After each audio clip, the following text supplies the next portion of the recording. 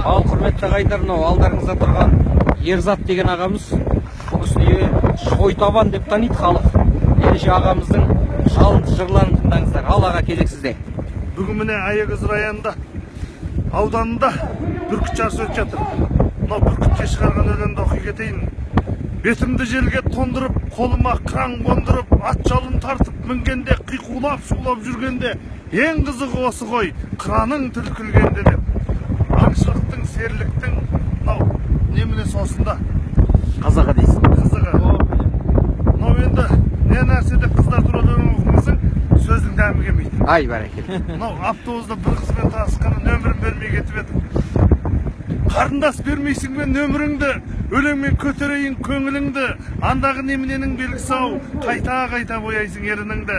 Қарындас неткен тәтті қылықтарың, қасыңды тастапсың ғой жұлып бәрін, көзіңмен бүйтіп қоясың ау, ағаңды жаман болды, ұлыққаныңды. Ай, бәрекелді. Тағы қандай аға? Сұлу бикештерге шығарған өлеңдеріңіз бар. Мынау сұлу бикешке шығарған өлеңдер көп болады енді.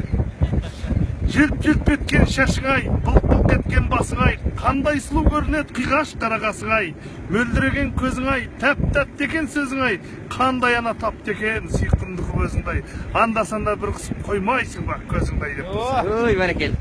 Енді аға, жылқының үстінде өскен, жауында өскен қазақсыз ғой. Жылқы жайлы бір тебіреніп жіберіңізші.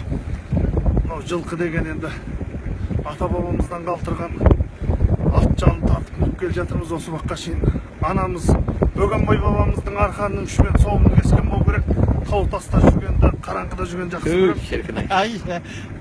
Жарықтық жылқы жаны бармай, сен десе естен жаңыламыдай, қадірің артып жалғанда мына қазақтың тапқып бағынағыдай, тілеуін көптің бұйрық қылып, жасанғаны жауға шүйіліп кіріп, жалауын жұрттың жыққан емеспін жуаннан ұстап жүйрік мініп, атойлап қарсы оққа да шапқан, серлеп мініп топқа да мақтан, алтыннан ерттеп арқаңа тисе, алтынын алып отқа да жаққан, жоталарың жөңкіп жолдарың ғажап мың, жайлауға көшіп қонған қазақпын, жақсат көрсе солтын ұрлап, мен барымташы болған қазақпын. Ай, бәрекелді. Тағы да қандай махаббат лирикаларынан қандай жырларыңыз бар? Махаббаттан дейсің ба? Иә. Бұл енді Құдашама айта берген өлең жоқ аға, ол жіберіңіз сол Құдашаны. Мынау Құдаша деген өлең енді әркімнің Құдашасы бар ғой. Құдаша ең ыстық, ақшадан ыстық Құдаша ғой. Ай, бәрекелді. Құдашаны түбін ешкім жетпейді. Міне дала қазағын жеткен адам бар ғой. Жүрегімнің тоқтатпашы лүпілін, құдаңның сен ұмытпашы күтуін, Семейге ай барған кезде ауырдым, жұтып алып Семейдің көк түтінін.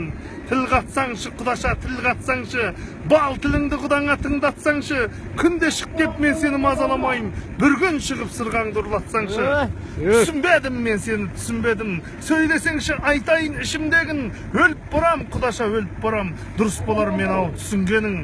Ашпайсың ба Құдаша есігіңді, қыздар болушы еді ғой кешірімді, бүгін барам Құдаша, бүгін барам, ашып қойып отыршы есігіңді деп. Сауам берейді. Ай, бәрекелді. Тағы қандай өлеңдеріңіз бар, ары қарай жалғасын? Ары қарай ма? Енді өлең көп қайсы ауызда түсе береді. Мынау өлең деген жерлер енді. Өлеңнің қайсы жақсы десеші. Бір түйіндеп жеріңіз бір жақсы өлеңмен. Мынау әгі.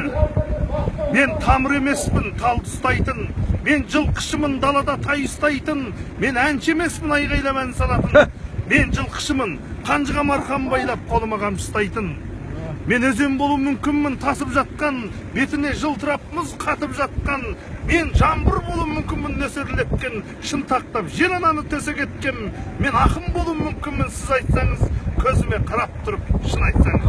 Ай, бәрекелді. Алдарыңызда өнер көрсеткен тамаша жырларымен сусындатқан шығысымыздың мақтанышы, қазақтың мақтанышы Шойтабан ағамыз. Бәрекелді аға, жасай беріңіз. Міне қасында Елдос ағамыз. Бірге. Мерекеге бауырым міне. Бәріміз аман есен, осылай береке біліп, амандықта сау. Ой, жалғаса бер. Жүре берейік. Жақсы. Аман бол.